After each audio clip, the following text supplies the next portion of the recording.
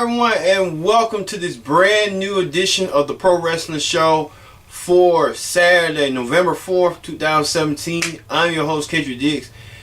Hey, welcome back for another edition of the Pro Wrestling Show. We've been trying to get everything situated with Connect TV, but we're straight now. So, we're going to talk about the Raw Ring Report, what's going on with Raw. We're going to talk about the SmackDown Ring Report. And we're going to talk about the Impact Ring Report and plus, hot topics. Let's get started with the Raw Ring Report. On this week's Monday Night Raw Ring Report, let's go to previous things. Let's get you quick up to speed with what's going on. Kurt Angle came back and made a return at TLC, teaming up with the Shield against The Miz, Braun Strowman, Sheamus, Cesaro, and Kane, and won the match. So that leads to the next night where Shane McMahon appeared, and we thought Shane McMahon was going to appear on SmackDown the next day to confront Sami Zayn and Kevin Owens. But Shane centered his attention on brand supremacy, bragging rights. So Kurt Angle thought it was just, Shane just kidding around and they was going to have friendly competition. But at the end of the night, Shane showed what he was talking about under siege.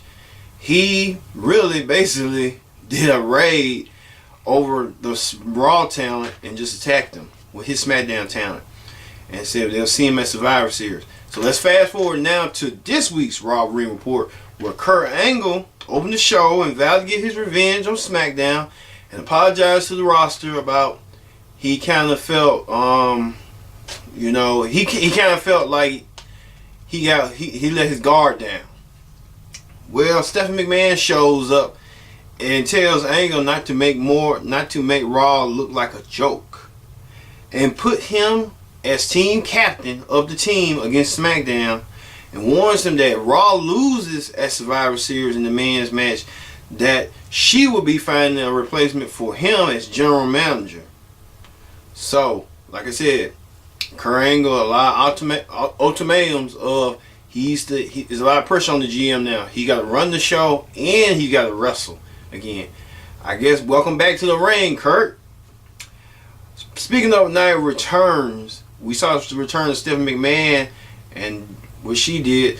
Samoa Joe returned and talking about we haven't seen Joe since SummerSlam, and Joe was talking about that he thought the people missed him, but he don't give a care what people do or don't do.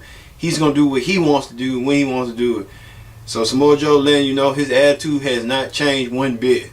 So he defeated Apollo Crews in the match. They move on to when Bayley thought she was going to take on Alicia Fox. Alicia Fox, who now became the team captain of the Raw team, winning against Bayley and Sasha Banks. Alicia Fox found a suitable replacement and found Nia Jax. Nia Jax returning. And Nia Jax making her presence known, and she defeats Bayley. And she earns a spot on the Raw Women's Division. Alicia Fox may be cuckoo, crazy, and wild. She knows what she's doing if she's got a formidable teammate with Nia Jax. Speaking of that, it was a time match. The Miz defended his Intercontinental Championship against Matt Hardy, and Miz won against Matt Hardy. I think Miz came and showed up late, and Kurt Angle told him, "Hey, you got to defend your title against tonight if you would have showed up late." I think Kurt Angle was going through emotions because Stephanie McMahon was kind of getting on his butt.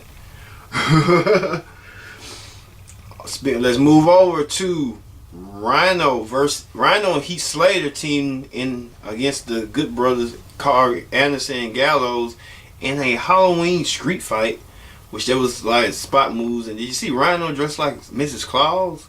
Ugh, it makes an ugly woman. If you wanted to dress like an ugly drag queen, ugh. But the first ever SmackDown Tag Team Champions win against the Good Brothers. Finn Balor defeated Cesaro with many people consider a technical style match. Both of them got the same style.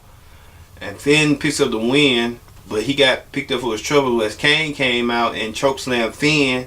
Kane was doing destruction to everybody. He left chaos. From chokeslam and general manager Daniel Bryan, who was coming to make a peace offering and explain why SmackDown did what they did to Kurt Angle. He destroyed the Shield. So Kane's been on a rampage, and I won't be surprised if Kane be added to Team Raw at Survivor Series. I don't know how that's gonna work. And in the main event, Alexa Bliss retains and defeats Mickie James for the Women's Championship. High match, as you know, it was kind of like the rivalry renewed, and Alexa Bliss will finally move on to whoever she will fight. She will face the SmackDown Women's Champion, Natalya. If that's still the case, if it's subject to change, the match is still set in stone. So she's proven that she's done the champion on her show, Raw. And at the end, Braun Strowman returns from being compacted in a garbage can, and he gets his revenge on Miz and the Miztourage, and he just laid waste to every member of the Miztourage except Miz and Bray Wyatt, who left for the running. Who can blame him? But Curtis Axel got short end of that stick, and Curtis Axel paid for that and got driven to an announce table. So you want to see Curtis right now in a minute. I hope if he returns, then that's gonna show what fortitude he has. All right. That ends the Raw Ring Report. Let's move over to the SmackDown Ring Report.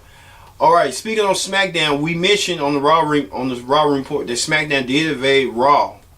Well, Commissioner Shane McMahon opened the show and thanked the SmackDown fans for making SmackDown what it is today, and named himself team captain. So there's an interesting dynamic that many people didn't see coming, but I kind of did see it coming. Like, why would Shane McMahon appear on Raw and hug Kurt Angle? Now, these two men are opposite ends, and they got a long story history. If you remember from the King of the Ring 2001, when Shane got tossed over the stage, and the Alliance days, and Kurt Angle called Shane power in the WWE to put the WWE out of business. So it's kind of like that's a storied rivalry and stuff like that.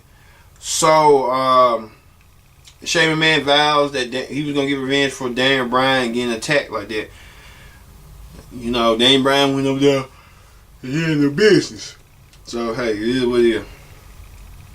And the show kicked off, in the match was Bobby Roode defeated Dolph Ziggler in a 2-out of 3 falls match for a spot on the SmackDown men's team. And Bobby Roode added addition. Bobby Roode, more experience. He's been in big league matches, you know, outside WWE. I wouldn't say hence TNA with the Lethal Lockdown. So he kind of knows a lot about survival and stuff like that. So it's a good spot. Sin Cara unleashed a different side of him against attacking the United States champion Baron Corbin. I think Baron Corbin poked the bell too much and got what he was coming for. AJ Styles beats Sami Zayn, one of the Sin brothers, and gets attacked by WWE champion Jinder Mahal. And Mahal shows that vicious, intense side and shows why he is the WWE champion. And speaking of that, breaking news right now. Yesterday, it's been reported by WWE.com that Jinder Mahal will defend the WWE Championship against AJ Styles this Tuesday on SmackDown in England. So it's kind of like leading. What is subject to change would be AJ Styles versus Brock Lesnar, champion versus champion. I think that's a mismatch because you got AJ who's 5'11", and Brock who's 6'3", and Brock's got more muscle, more weight than AJ. But I'm not saying, but Jinder's kind of like in the same. Jinder's a little bit 6'5", and he got a lot of weight on him. But you know, who knows? I think Jinder's gonna pull this off because ain't no way AJ Styles. That's a mismatch. But AJ will get his rematch eventually at the next pay-per-view, part of Clash of the Champions. That's what I'm kind of seeing and thinking. But that's where you know that AJ Styles would be challenging Jinder Mahal for the World Championship this Tuesday on SmackDown. The New Day dressed up as WWE legends. You got Xavier Woods dressing up as Jimmy Hart. You got Big E dressing up as King the Dream, the African Dream. And you got Kofi Kingston dressing up as Brother Love. I love you. Big E, a sponsor that team, went against Rusev, and he lost against Rusev. He came a little bit short against Rusev. And they would start doing this angle that Rusev wanted to be part of Team SmackDown, but he had to go against AJ Styles, and then that's when everything started to change, as I said in the previous statement. AJ going for the WWE title rather than that. So I don't know what they're gonna do with that. Is Rusev going to have to go against somebody else to get that spot, or what? So we don't know about that.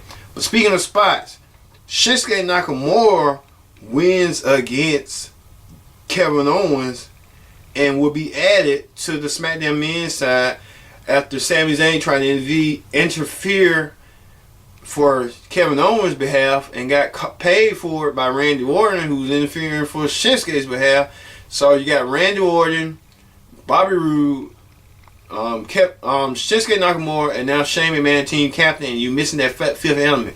So we'll see this week on SmackDown how things, progress. All right. That is the SmackDown Ring Report. When we return to the Pro Wrestling Show, we're going to have hot topics as WWE releases 3 superstars.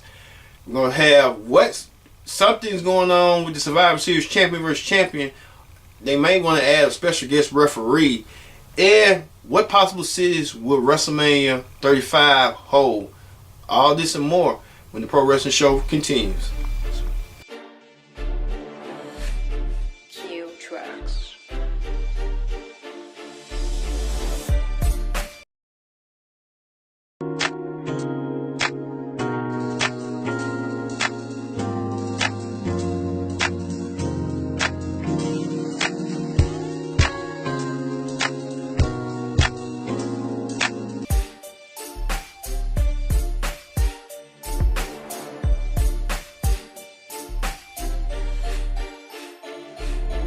Welcome back to the Pro Wrestling Show. I'm your host, Kendrick Dix, and we back in a jam-packed edition. We're going to talk about the hot topics.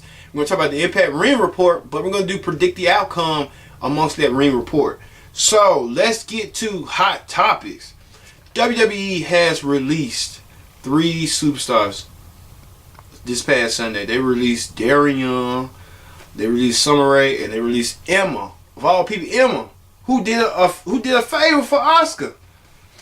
The reason why they say the reason why they eliminated Emma because Emma had backstage heat with the creative team. So is that true? Only we may never know. Summer Rae, she was healing up ready, and I guess they couldn't find nothing for her to do. So Summer Rae kind of like out of a job. But if I was Impact or any other wrestling promotion, I'd be going to get on that immediately, make her a manager or somebody. And Darren Young, who came out openly as the first openly gay superstar in WWE, he came out, and they said he was doing promotional work in Los Angeles, and then once he had found out, they told him don't even come. Man, Darren Young a hell of a talent. They just didn't know what to do with him. I guess when he came out, hey, it is what it is, but, who knows? Impact might want to pick him up. They look for great stars, I hope. Hey, it is what it is. Could WrestleMania 35 emanate in the Motor City again? There's been rumors that WrestleMania 5 will emanate in Detroit. So, it has the additions of WrestleMania when the historic WrestleMania 3 event headlined by Andre and Hogan, and then Macho Man and Steamboat had that instant classic match. And WrestleMania recently, the WrestleMania 23 event where Undertaker went against Batista for the world title, and Shawn Michaels went against John Cena for the WWE title. And don't forget, who would have even imagined the future president of the United States taking on the owner of the company, Mr. McMahon, in a hair versus hair match, Battle of the Billionaires, President Donald Trump taking on Mr. McMahon with their representatives, Bobby Lashley and Umaga. So it'll be interesting because Detroit was a historic moment, and it's going to create more historic moments. Believe me. All right, and then there was possible cities in the running, like still in the run. New York City, They could do it at New York, New Jersey, that MetLife Stadium, or Philadelphia. So who knows? Also interesting was Chris Jericho and Kenny Omega. They exchanged words in Twitter about who's the best wrestler. Well, you know, Kenny Omega the best wrestler now, and Jericho is considered the best wrestler. So who doesn't want that debate? So it's a debate. It's gonna stay the same. All right, Impact wants to sign Ricochet and Tessa Blanchard. I think Impact has done deals with Ricochet. That would have been their top talent right there, Ricochet. But they're talking to his girlfriend Tessa to put her in the Knockouts division. So who knows? Who knows what might happen? But Impact still wants to rekindle a romance with Ring of Honor and work with them. So you got number 2 promotion, we consider in the world, and number 3 promotion in the U.S. WWE said we ain't budging. We gonna do what we want to do. So hey, that's WWE. Impact and Ring of Honor. Who knows? That might be a great working relationship. Exchanging stars and see how they go. Who can imagine seeing Cheeseburger or Flip Gordon or Cody comes to Impact, and then Impact changes to Eli Drake or Eddie Edwards coming home back to Ring of Honor. Abyss, who knows? Grado could go to Ring of Honor and help them out, and they'll help each other out, like changing talents. But who knows? All right, Leo Rush is in hot water over that controversial tweet that about Emma, and a lot of the wrestlers are going crazy about that because Emma was the best wrestler. She put over Asuka, and you know, for her trouble, she didn't get what she wanted. But you know, hey, but he apologized and said he was sorry about that. He rushed to judgment. And the Ric Flair 30 for 30 special coming out November 7th. Indeed, a storytelling documentary about the Nature Boy Ric Flair's life and career. So, you know, we at the Pro Wrestling Show, we'll be watching. We'll give you our review over it and see, you know, hey, it looks like a good documentary because they keep playing over the internet so many times. So who knows? All right. And finally, on the hot topics, we've been hearing that John Cena, it's been rumored that he may be coming back to WTV in a way that many people didn't expect. Cena is expected to serve as special guest referee between WWE Champion Jinder Mahal and Universal Champion Brock Lesnar at Survivor Series. And you know, you would use, how would Cena be used? He'd be used as a free agent, so he can go on both shows. Could we see that between those two? Who knows? You know, we'll find out, and we'll keep you up to date on what's going on with that, if it ever becomes possible. All right, that ends the Hot Topics report. Let's go to predict the outcome. All right, predict the outcome is this coming Sunday.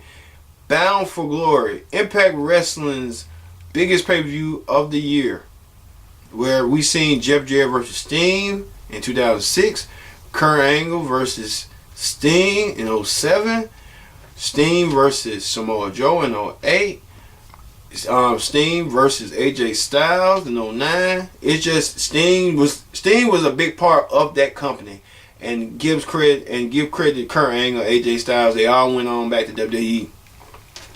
All of them, except Jeff Jarrett. But Jeff Jarrett in WWE in a way that he's getting sponsored by WWE with his rehab thing, and wishing WJ the best of luck on that too. But let's get to talking about the championship matches, the important matches. The Knockouts title, Allie goes against Gail Kim, goes against Sienna. Mind you, there's a footnote that this is Gail Kim's last pay-per-view, last event. So is she gonna go with a bang or go with a miss? Because 10 years ago, Gail Kim won the Knockouts title, and 10 years later, she goes for it. So who knows if Gail Kim can pull this one out? So we'll find out. Also, a 6-man interpromotional tag team match as Phantasma, Pagano, and Texicano versus EC3 versus Edwards and Storm. So These 6 men has a lot to prove because they've been fighting each other. It's been like a dance. So this time it's a 6-man tag team match. Impact versus AAA. I think Team Impact is gonna win this one. So if I would be shocked if Team Impact does not win this one. So who knows?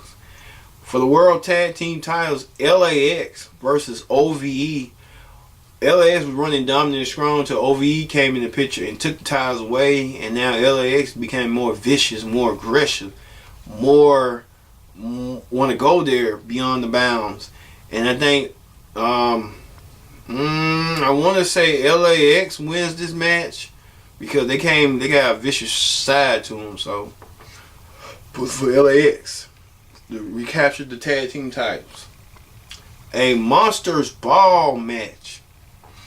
On Monsters Ball, Grado versus Abyss with James Mitchell at ringside. Grado thought he had everything coming to him with the help of lawyer Joseph Park, but Joseph Park misled him, and now Grado wants revenge against Joseph Park, but he won't get revenge on Joseph Park. He'll get revenge on Abyss.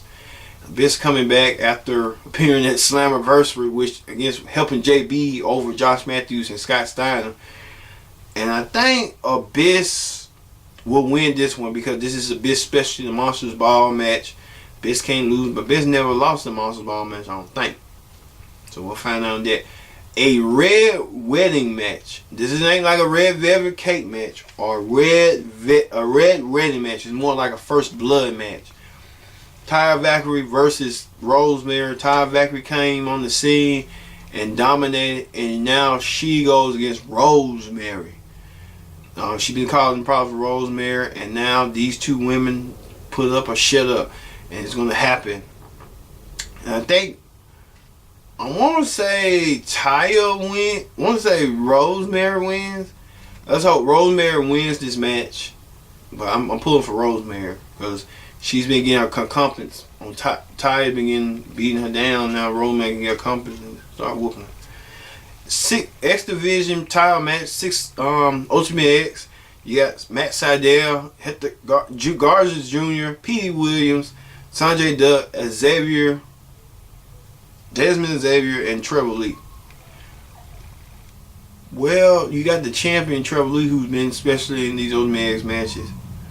Everybody's been in the Ultimate X match, but I want to say probably the Xavier dude or Garza. One of those two dudes will win it because I can see that, but we'll see on that. 6 Sides of Steel.